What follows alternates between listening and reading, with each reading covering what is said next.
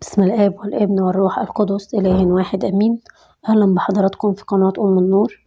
هنحكي مع بعض النهاردة حكاية عن القديسة العظيمة مطرونشكا، قديسة شفيعة المشاكل وحلها.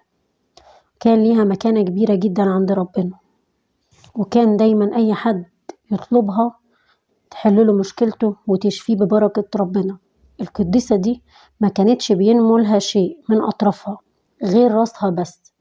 اسمها القديسة مطرونشكا، ومعنى اسمها باللغة الروسية هو رتبة كهنوتية بمعنى المطران.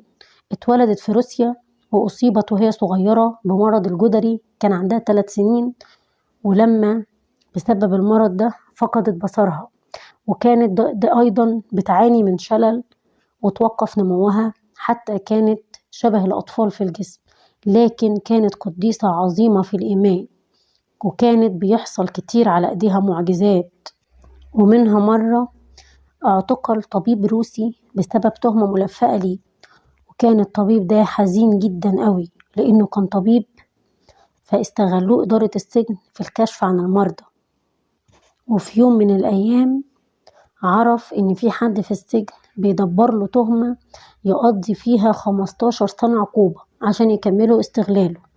وقتها حكيت له الممرضة عن القديسة مطرونشكا، وكانت تسكن القديسة بالقرب من السجن. فقالت الممرضة للطبيب: ما تسخرش مني، بس نادي بس 3 مرات بصوت عالي: يا قديسة مطرونشكا ساعديني، وهي في الحال هتساعدك. وفعلا نادى على القديسة مطرونشكا، ومعداش أيام كتير وأخد براءة من التهمة اللي كانت متلفقاله.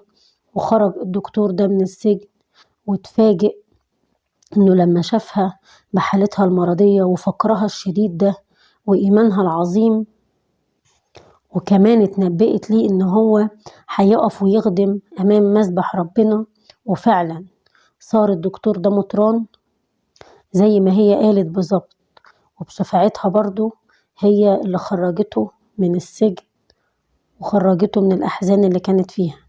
بيقولك إن وقعت في ضيقة أو مشكلة نادي على القديسة مطرونشكا 3 مرات وهتحللك مشكلتك، بس كل ده طبعا بإيمان. بركة شفاعتها القوية الجميلة تكون معانا دايما وتحللنا كل مشاكلنا. حقيقي شفاعتها قوية وجامدة جدا، بركة شفاعتها تكون معانا. وكده نكون خلصنا فيديو النهاردة، يا رب يكون عجبكم. ولو عجبكم ادعمونا بلايك، وما تنسوش تقولوا لنا رأيكم في التعليقات. نشوفكم في فيديو جديد من قناة أم النور. اذكرونا في صلاتكم. سلام.